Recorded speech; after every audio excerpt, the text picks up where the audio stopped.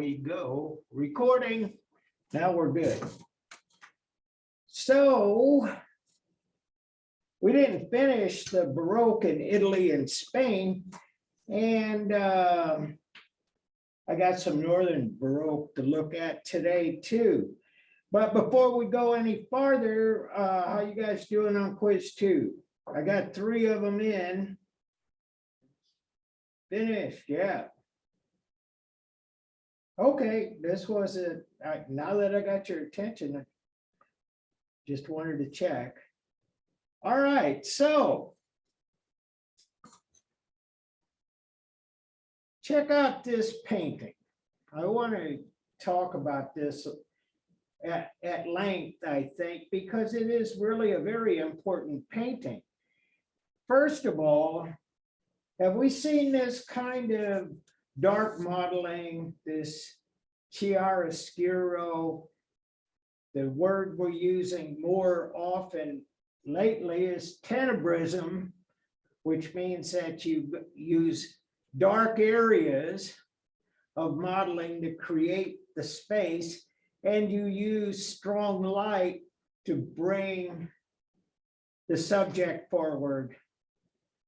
And it becomes a method of modeling. So have we seen this kind of modeling?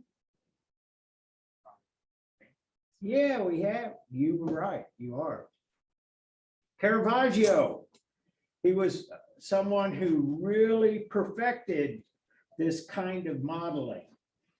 Tenebrism is what we call it. And this person here, Artemisia Gentileschi, was a student of Caravaggio. And she is a woman. And along the way, we've been identifying women artists. This particular painting, I'll give you a little bit of personal history with this. I went to graduate school in the late 1980s, which was like a long time ago, as you might guess. Over 40 years. I think. Over 30 years. Anyway, bottom line is that when I was in graduate school, I went to the University of Wisconsin. And that is a school that does, they have, it's called the R1, Research 1 school. And so depending on the discipline, there's a lot of research that goes on at that university. Like when I was there, the people in astronomy and physics, they were putting together the Hubble telescope. In political science and in economics, this was the breeding ground for some of the social programs like Social Security. Came out of the University of Wisconsin. And so there are a lot of scholars there, and it's not any different in art history. And so this was one of the earliest paintings that really inspired a lot of women art historians. It was a great number of feminists on the research staff. And by the way, I took women in art history at the graduate level. And so I got to know these people that were doing the research, and they were really good. And they kind of looked at this from a number of perspectives. First of all was the technical competency, like in terms of how this is put together, the anatomical accuracy, the modeling, the composition, very active. We've talked about Baroque being theatrical. This is the theater. This is the high point of the story right here. And so, all of that being said, there was another element that was really very intriguing to a lot of my scholarly friends. And that was that this was kind of considered a very feminist painting. In that this woman, Judith is a hero, a heroine, if you will, from the Bible. And if you take a good long read of the Old Testament, you'll find that the Old Testament is full of warfare. We saw David and Goliath. That's a story out of one of the many wars in antiquity in the Middle East. And so they were always fighting. And it was the Semites, the Jewish people, and the Hittites and the Assyrians and the Egyptians and all kinds of people who were fighting all the time. And so Holofernes was an enemy of the Jews. They were at war with him. And he was a big, powerful leader of a big army. And Judith, right here, she goes into Holofernes' camp, and with her maidservant here, she goes in and just cuts his head off while he's sleeping. And so she vanquished the enemy. She was a woman warrior, and that's what a lot of my friends were really looking for, was paintings, artworks that showed women empowered. And this is it. This was like huge. And it's titled Judith Slaying Holofernes, and sometimes it's Judith with her maid servant. But at any rate, this is like one of the great finds, one of the great discoveries in women's art historical research. And so I want to add a little something to that too. And that is a lot of the women that we're seeing in the textbook are really there as a result of the kind of work that my people at the University of Wisconsin had done. And so there had been a kind of a sexist ethic. They pushed women out. They didn't get into the history. And I'm not sure that we found all of them, but they're reclaiming their place. And so it's not something unique to art history. We can talk about American history, if you will. And I am a big fan, proponent of Black History Month, because I remember the time when in American history, they were writing out all of the contributions made by African Americans, which is like so crazy. But for a long time, scholarship was really sexist and really racist. And so art history was not really very different than that. And so anyway, Judith Slaying Holofernes. And here she is, Artemisia Gentileschi self-portrait. And same kind of Caravaggioism. That's another way to say that. Tenebrism, chiaroscuro.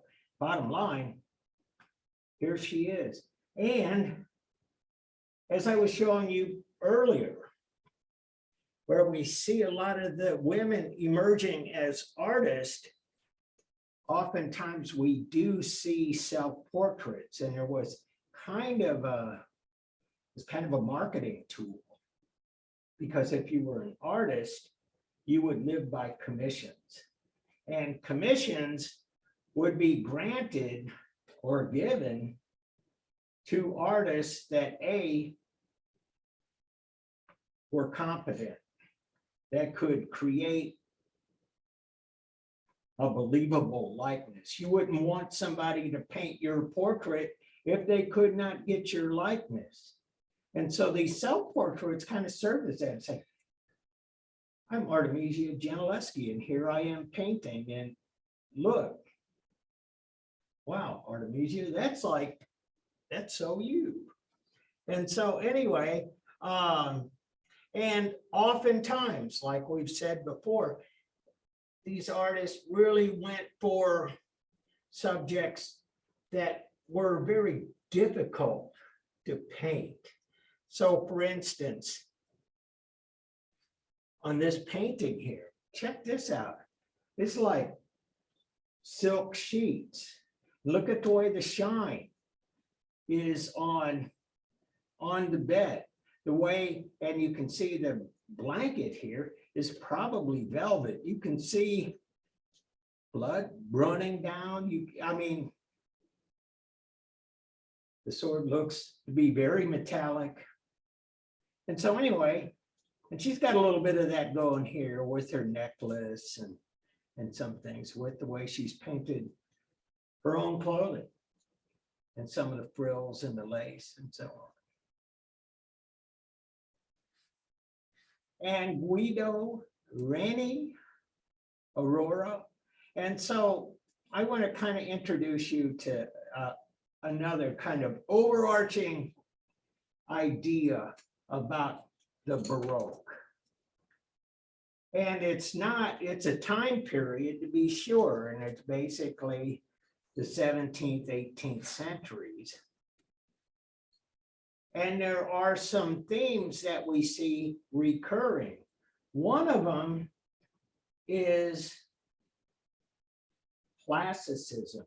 We see that, at least in the Italian peninsula, they don't really give up on doing classical subjects. We've seen that. We've seen Apollo and Daphne and all kinds of images right out of Greek and Roman mythology.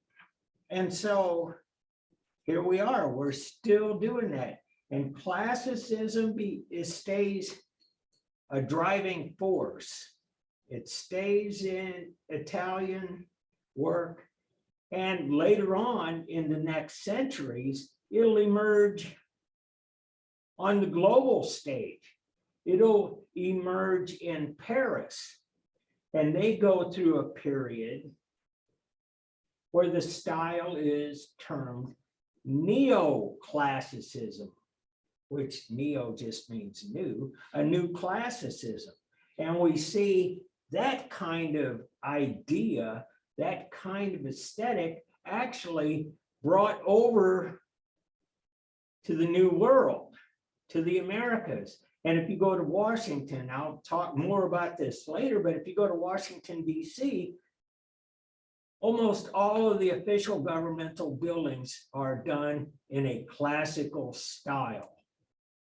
They look like the Parthenon, they look like the Pantheon, they look like buildings from 2,000 years prior. And so anyway, classicism is a strain. Another idea that permeates the Baroque period is realism. And we're going to get into some realism here pretty shortly.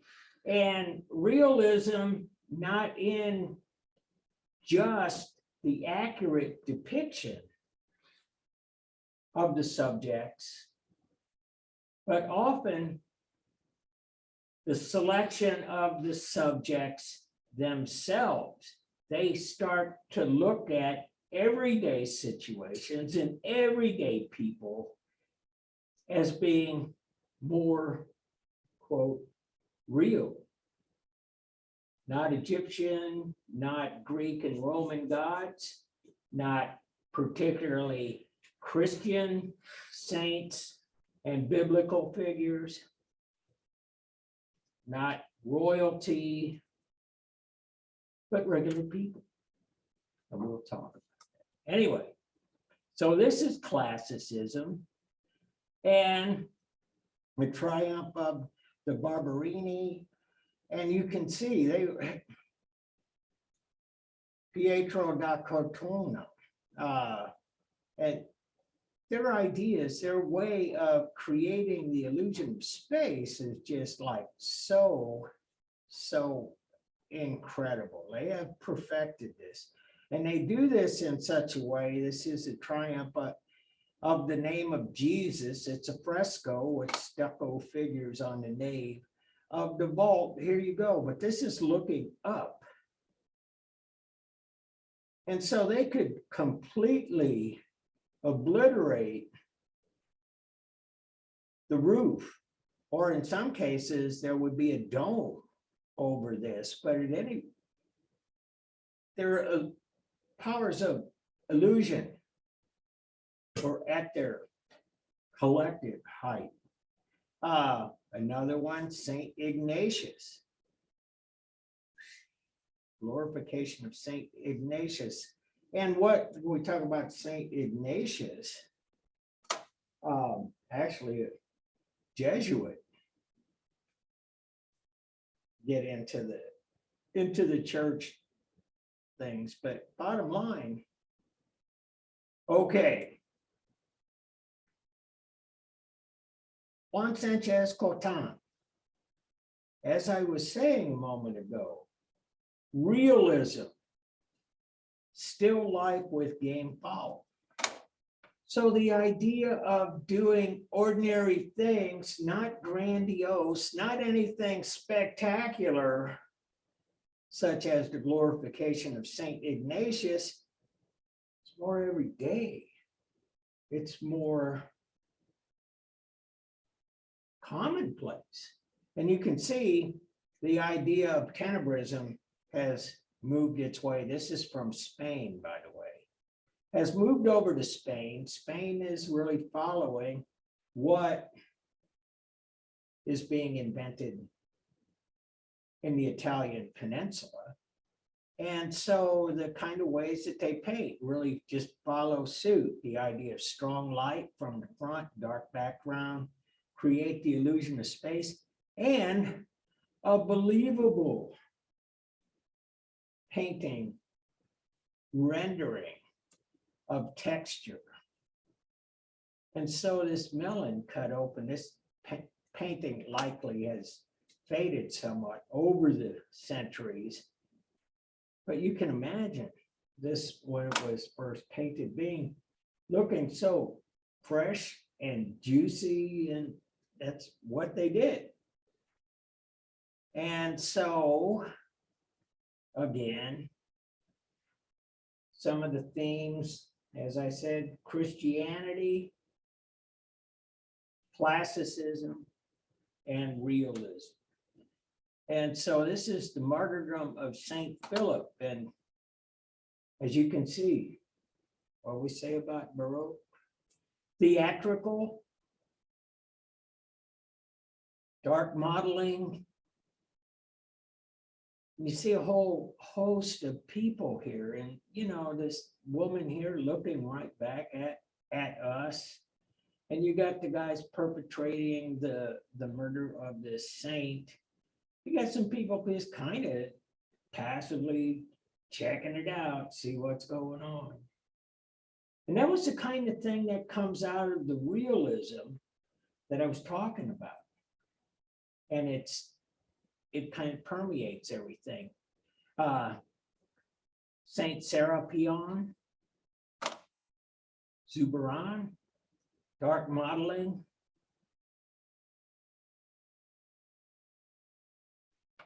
You see what's going on here. I don't know if you can see that so well. We zoom in a little bit. You see he's tied up. He's imprisoned. Was a Christian martyr tied up and confined and imprisoned for his Christian beliefs. And so anyway, but here we go, Caravaggioism, Tenebrism, chiaroscuro. Juan Montanes, I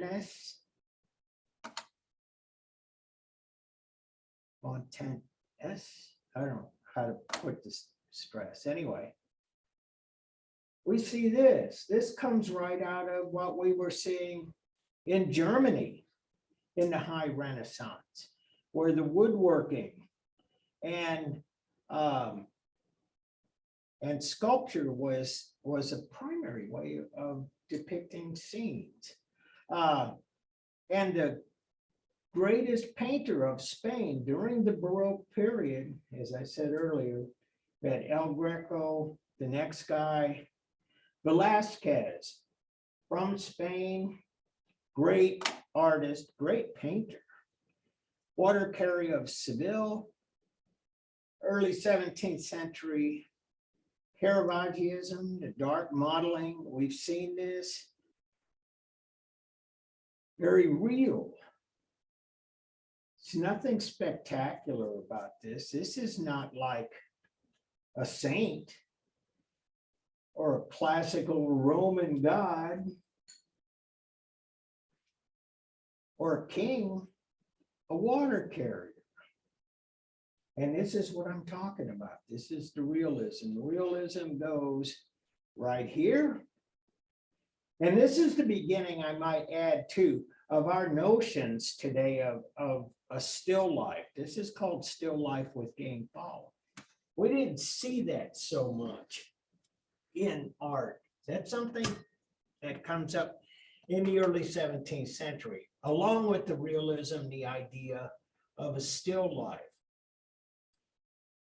And so the water carrier, Diego Velázquez, Christ on the cross, all of the chiaroscuro that was so popular during the time, the strong light from the front, and the competency, the way that you can take a look at how the blood flows from the wounds of Christ. Just take a look back at, just look at Artemisia's.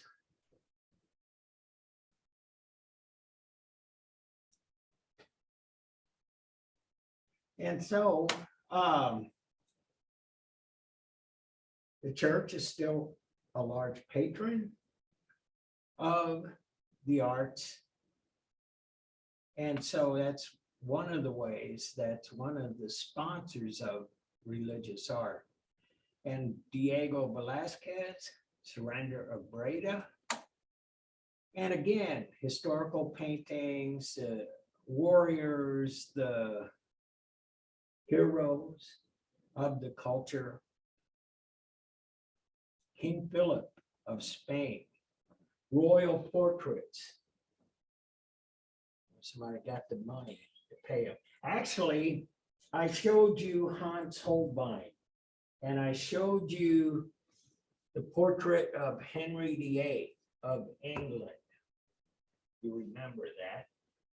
Bottom line is that Henry VIII had what we would call a court painter.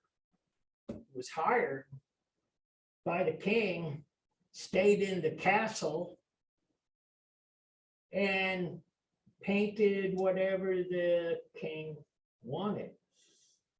And so this is King Philip, because Diego Velázquez was the court painter for King Philip. And if you were an artist and you were in the 17th, 18th century, that was like the best job around. Because you know, the king, as long as you didn't make a mess, you would eat well, you'd always have employment. And oftentimes these same artists did some work on the side, on their own, aside from the commissions. But I want to show you this. And see, this is from 1644, this is 1656. And so Velázquez is a little older here. One of the great paintings in Spanish history, Las Meninas, the Maids of Honor. And what this is kind of still somewhat of a mystery. We know who it is. There's King Philip back here. And we know this is Velázquez himself. There's Diego with his paintbrush. And you can see he's dressed in royal clothing because he's part of the king's court. And we think this is the princess and these are the attendants. And along with having artists and hairdressers and dressmakers, and they would have court jesters to do stuff like entertain everybody. It would have cooks. I mean, it was its own society. And back here we have a nun. And they would have holy people. They would have priests and nuns in the royal court as well. One of the things that's so mysterious about this is that we see Velázquez and we see over here this canvas. So the idea may be that he's actually painting this canvas, and we think this is a mirror back here that actually reflects the double portrait that he's working on. But we don't know because the way that the images bounce around in this painting is still kind of a mystery. But Las Meninas, and it's at the Prado Museum in Madrid, where a lot of great Spanish art is. And so, again, we still have rivals of the Italian painters in glorification, religious figures. And so, right now we're going to take a look at North America for the first time. This is in Mexico City. What we have in the New World, we had Columbus come over to the Americas famously in 1492.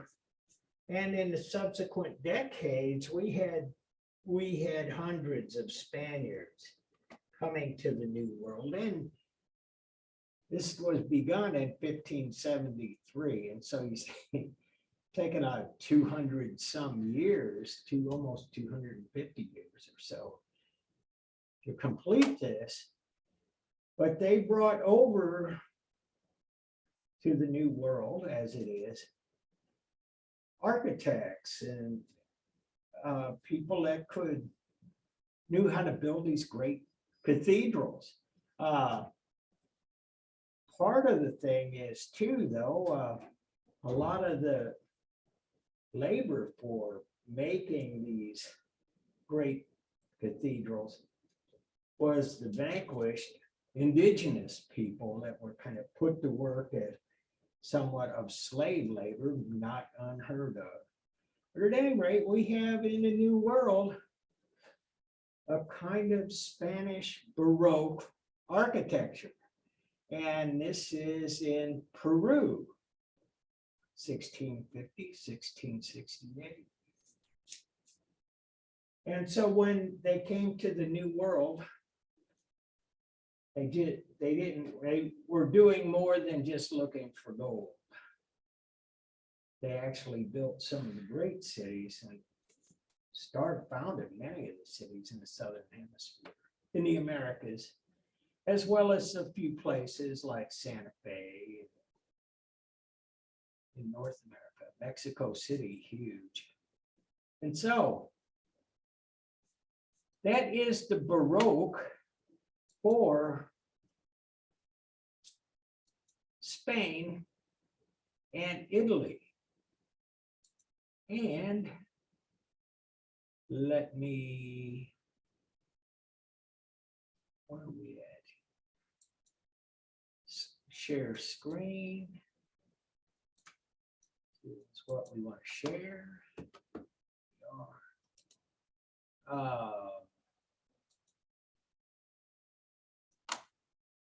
Slideshow from the beginning. Make sure I still have the share right. That looks good. Still have my 6 participants. We're good. So the same time period, Northern Europe, they kind of go on a whole different trajectory here. And as I've been saying for a long time here, it was kind of like two different kinds of culture, and they were similar in some ways they were radically different. The analogy, iPhones, Androids, kind of do the same things, kind of different in some important ways. And we'll talk about how they were similar and different. And again, Holy Roman Empire, all divided up, all basically unorganized. And these countries, except the Dutch Republic up here, Norway and Denmark, England, France, Spain, Portugal. And you'll see these countries here, even Denmark, by the way, got into the land grab of the 17th century. There were Danish colonies around. Actually, how many of you know, have heard of Greenland, right? It would be way off this map. That's a Danish colony. That's still owned by the Danes. But bottom line is England, France, Spain, Portugal, and the Dutch, they were big on colonization. And it's kind of reflected in the art. Let me talk about this. Vanitas, still life. As I said earlier, this is kind of the beginnings of what we know today, and it kind of accept as just a normal subject, still life. And so again, these are all kind of cool in their own way. I just love these Dutch paintings, Dutch Baroque, and in part because the skill involved here. And you see they have here this bright, shiny, metallic orb that reflects everything, and you can see the reflections are curved. We see this baton right here, but we see it curved. It's all accurate. It's all phenomenally accurate. And these things actually become stories in themselves. And I want to, Vanitas, a symbolic work of art showing the transient of life, the futility of pleasure, and the certainty of death, often contrasting symbols of wealth and symbols of ephemerality. And best known are Vanitas, still lifes. A common genre, excuse me, I'm talking about getting caught with my mask here. A common genre in Low Countries of the 16th and 17th century. They've also been created at other times and in other media and genres. So the Low Countries, that's the Dutch Republic. That's it. This is where this is at. Anybody know why they call them the Low Countries? Oh, hey, you ever heard the story about the Dutch boy? Had a hole in the dike, put his finger in it and saved the city from being flooded. Oh, see, I'm too old. I remember all that stuff. Anyway, it's a folklore, but they call them low countries because basically what they did, this part of Europe is not very high. It's not, the elevation is just really not much above sea level. And so what they did in these countries was reclaim much of the land, and they built these dikes. They built what we would see here in St. Louis, kind of like levees. We see the levee system that's all along the Missouri River and the Mississippi River to prevent flooding. Well, they did this to prevent the sea from washing out their civilization. So this is really kind of an interesting culture here.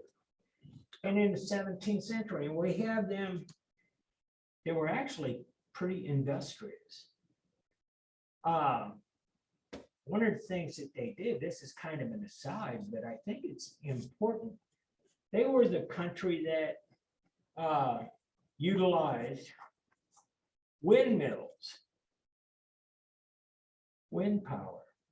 It's an old idea that's coming back now to generate electricity. At the time, the windmills were used to mill grain and to pump water and stuff like that. Anyway, that was the Dutch Republic.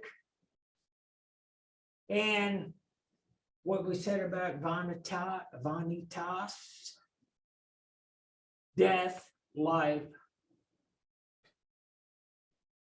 difference between wealth,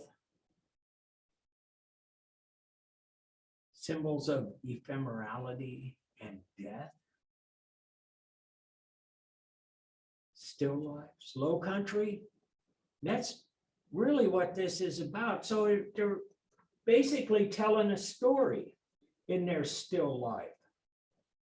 And so here's another word that comes up a lot in Baroque art. Allegory, the expression of truths or generalizations about human existence by means of symbolic fictional figures and their actions. We saw a pretty good allegory last week. Bronzino, death, love, Cupid, and folly. I don't know if I got those right in the same order, but that's really what it was about. It was an allegory painting. I'm going to tell you about some of the things that we do that are silly. Some of the things, it says it encompasses such forms as a fable and parable.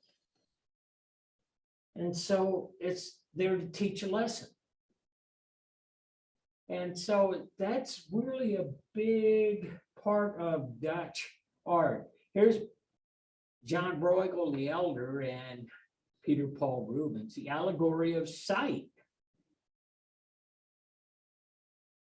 And so we have here this little cherub-like figure comes right out of, it comes out of Christianity, but also comes out of Greek and Roman mythology. Somebody like Cupid, Eros, or somebody. And we have this other allegorical figure here too.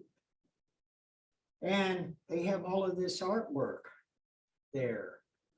I remember telling you guys that one of the truisms of this time period is that above all else, creating an illusion, a believable photographic representation was the one thing that all of these artists, sculptors and painters, Italy, Northern Europe, Spain, they all shared that. That was a goal. It's what they did. And that's really what you have here. And you got all these lifelike sculptures, and you have all of these paintings. And so, yeah, this is an allegory, the allegory of sight.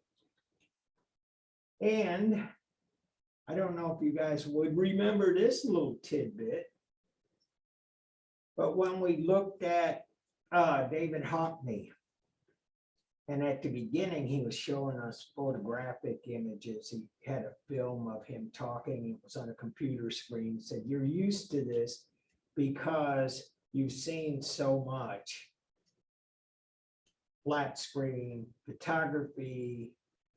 This is really not life, but you've come to learn how to read it. And that's really what this is kind of about too, is that these artists have developed a way for creating, quote, believable imagery. And so Rubens is a great painter. This is one of the more famous ones, Elevation of the Cross. And it's a triptych. It's here's Christ. They're raising him up. Still have a lot of that chiaroscuro we're talking about. That was kind of a hallmark of the Baroque. And the theatrical, a hallmark of the Baroque. And Rubens was a great theater master, if you will. Much of his work is very theatrical and down to the expressions on the faces, the gestures, and oftentimes the composition. And you see this elevating the cross, but it's at a diagonal. And a diagonal, those of you who've studied some design, the diagonal has come to mean dynamism, dynamic composition. If it were stoic, it would be straight up and down and flat. And this actually accentuates the action in this. And Rubens, by the way, like his fellow artist in Rome, Bernini, who was a sculptor, Rubens had quite a workshop, a production factory, if you will. So we see, like Bernini had all of those sculptors working for him. We see Rubens had painters working for him. Very important, very famous during his lifetime, kind of seen as one of the great Dutch painters. And here he is. Consequences of war. And so one of the characteristics, I don't mean to sound sexist about this, but one of the noteworthy things about Rubens is that he tended to paint women a little on the heavy side. And in fact, they had actually coined a term for that, Rubenesque, if you will. I know it's terrible, but if you ever hear that, that's what they're talking about. And of course, everything, because of the theatrics, is exaggerated. And so the motion, the grief, the anxiety, the fear, everything. And it's an allegory, consequences of war. Not victory, not heroism, more like death and agony and destruction. The arrival of Marie de Medici at Marseille. And so here are all of these angels, goddesses, figures up from the sea. But here is Marie de Medici. Marseille is in southern France. It's a port on the Mediterranean. De Medici, she was an Italian more or less a noblewoman. The Medicis were the richest people of the era from Italy. They made a lot of money, they sponsored a lot of art. And so what they were doing in the 17th century, they were marrying into royal families. And that's what she's arriving for. Oh, here you go. We got the angel blowing the trumpets. Theater on a grand scale.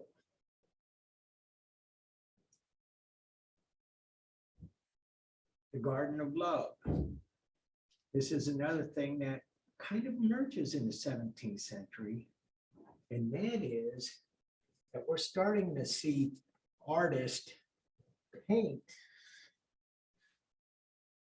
very favorable depictions of the wealthy with kind of like, how should I say this in today's terms? It's like, you know how, so say this in today's culture, like the Kardashians, keeping up with the Kardashians, and there's this kind of fascination with people that have a lot of fame and have a lot of money, and they become celebrity, and you get to see how they live, and they have, you know, to say, well, this is kind of the 17th century version of this kind of thing too, and this is how the rich live. It's the polar opposite of the realism that I was showing you. But Rubens was a great painter. He catered to the wealthy and powerful and to the church, made a lot of money, a lot of paintings attributed to him. Anthony Van Dyck, Charles I at the Hunt, another painting about the rich and famous Northern Europe.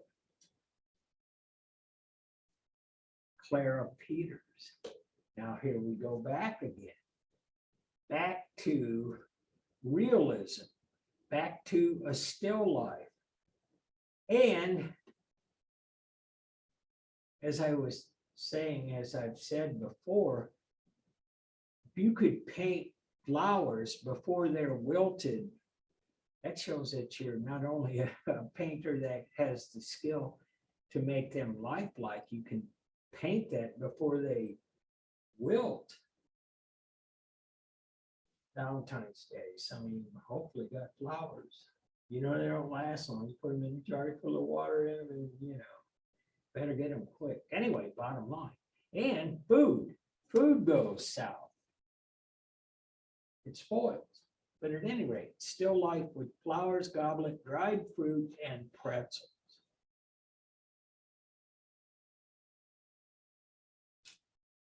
The Calling of St. Matthew, we've seen that by Caravaggio. Here's the same thing going on. Another interpretation of a Christian theme, one of the apostles, the tax collector, being pointed to. You need to follow Christ. Contours. One of the things that happens in Northern Europe is that there's Honthorst and a couple of others that kind of take this idea of tenebrism to a new level. There's a guy named De La Tour, which we'll see here in a minute. And they're doing tenebrism, but they're not lighting this from the front. They're lighting this because you can't see it right there. We can see one here. Candle lit. It is like yet another level of expertise. And so really believable. Honthorst, let's see if I get that De La Tour.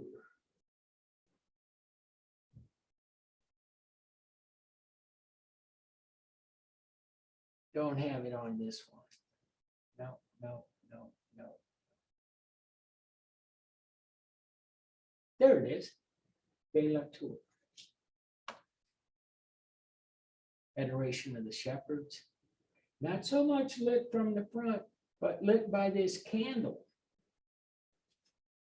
At any rate, these artists are really kind of delving into a lot of challenges, and they're coming out with it actually quite well. And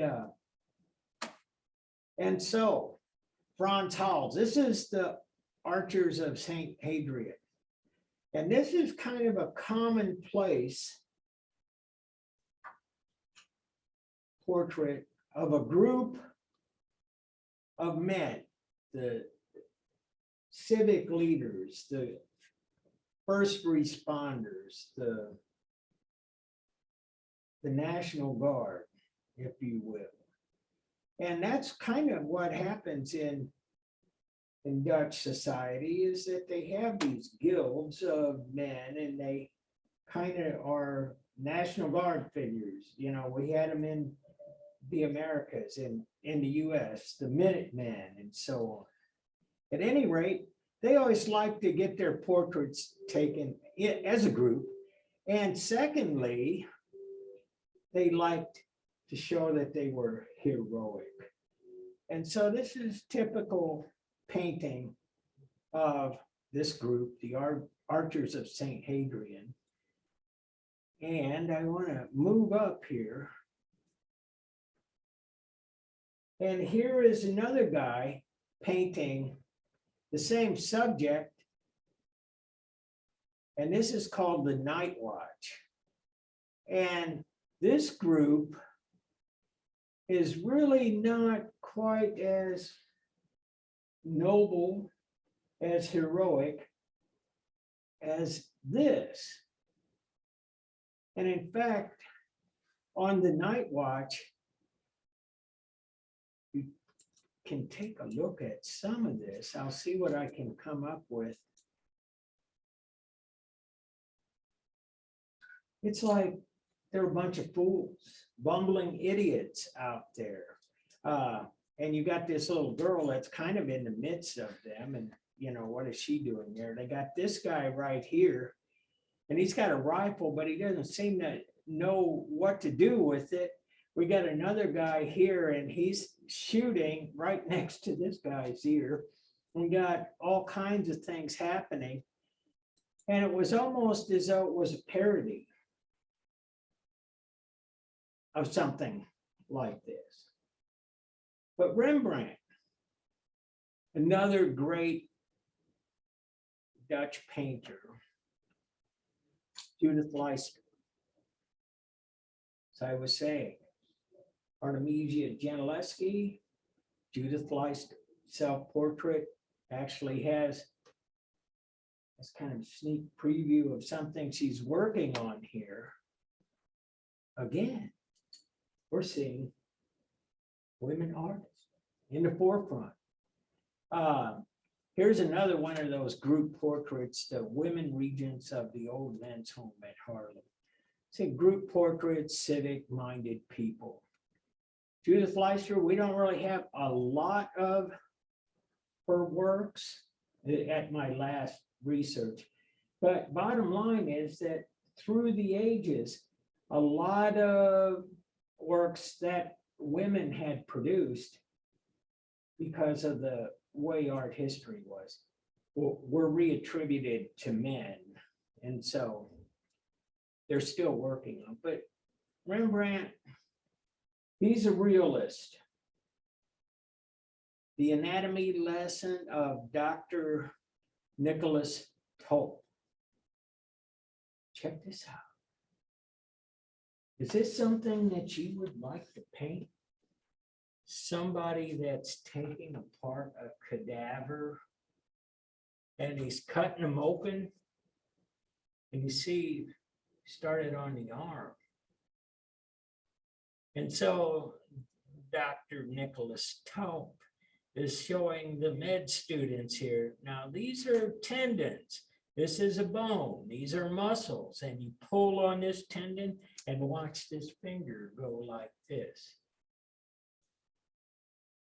You can see this truly is dead. He's lost all his color. How would you like this hanging on your wall? Not at all. I mean, this is the kind of realism we're starting to delve into. It's way ordinary, not glorification. It's much more like commonplace stuff.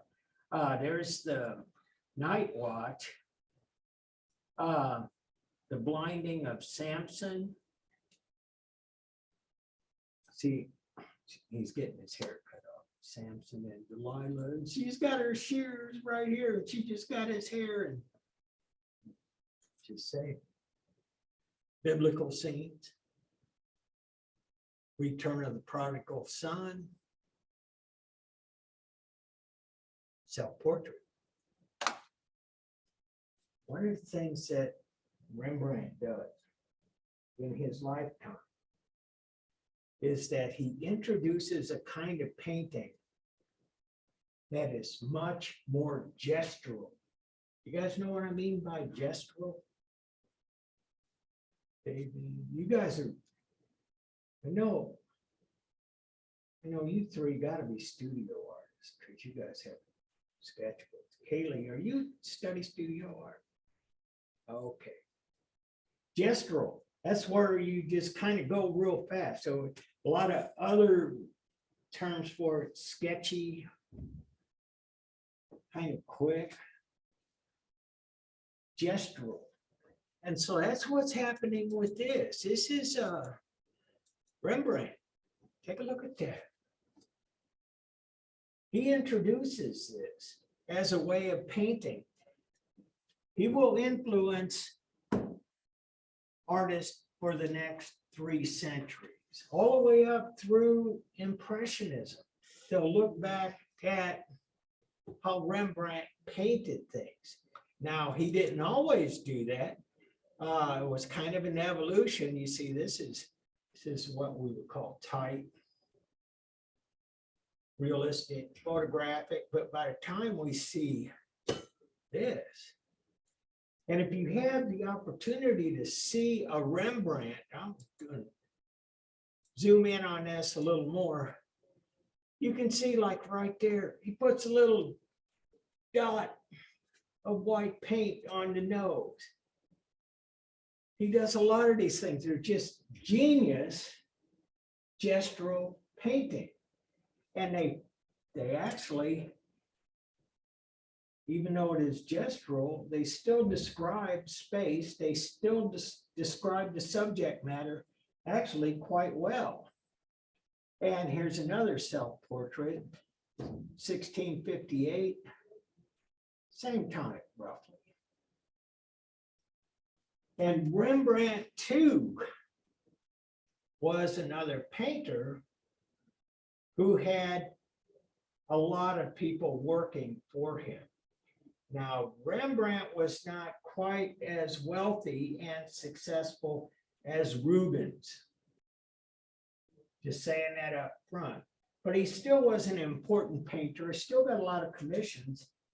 And one of the things that he did as a sideline was that he taught a whole generation of Dutch painters how to paint like he paints. And in that day, in the 17th century, it was not unusual for an art teacher to sign his or her name to the student's work. We still have some of that kind of going on. There's a lot of people that say, we want to have an exhibition and no student work is accepted because it's, quote, under the guidance and direction of somebody else. Well, that's an old notion. And Rembrandt actually signed, if they were good, he signed his name to their work. It was quite an honor if you were in his class. And he signed Rembrandt to your painting. Well, it's like A plus. But Rembrandt became even more famous after his lifetime. And especially, as I said earlier, he inspired a whole centuries of artists to paint like he did. Rembrandts became quite collectible. They're worth a lot of money. But about 30 years ago, the Dutch government said, hey, wait a minute. We're going to catalog all of these Rembrandts. And we're going to figure out which ones are real, which ones were done by his students, which ones are forgeries. And that set off a firestorm. And so the Rembrandt Authentication Project sent these scholars out all around the world, and they looked at all of the known Rembrandts. One thing that the Authentication Project had on its side was that there were so many of them that Rembrandt could not have painted that many in his lifetime. So they knew there were some problems.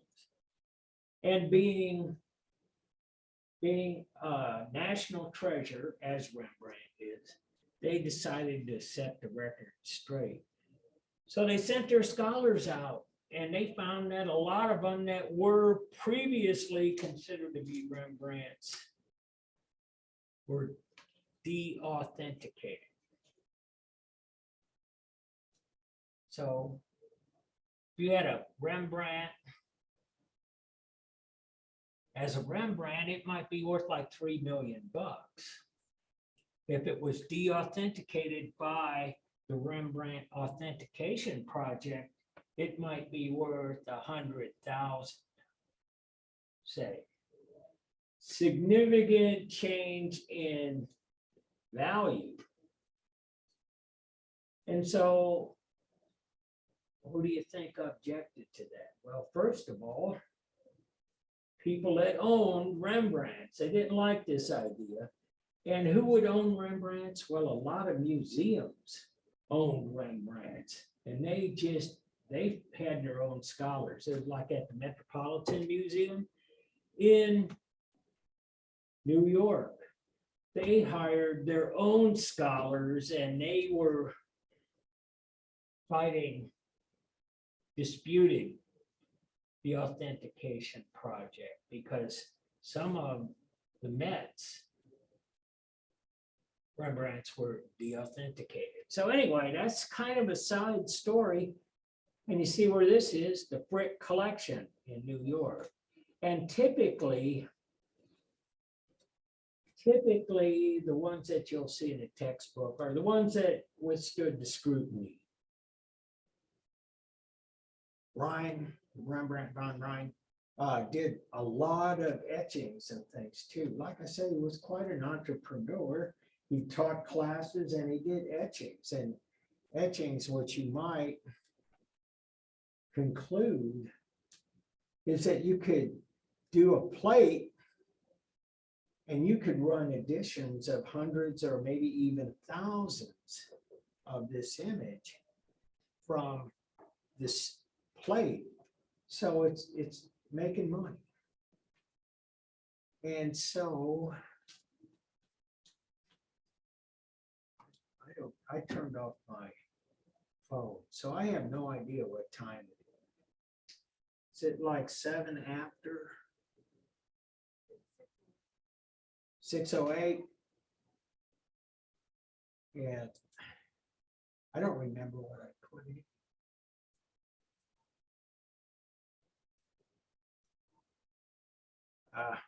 It's not giving it to me.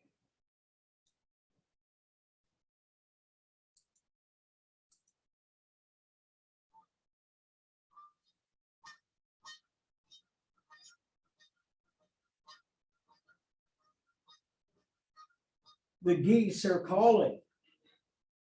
They must be at Gander Hall, just saying. So anyway, there's another great Dutch painter I want to talk to you about, and that's this guy, Vermeer. And he's kind of the last of the great painters, but I got so much on him. I think we'll save that for Wednesday. You think? Had a geese service, agree.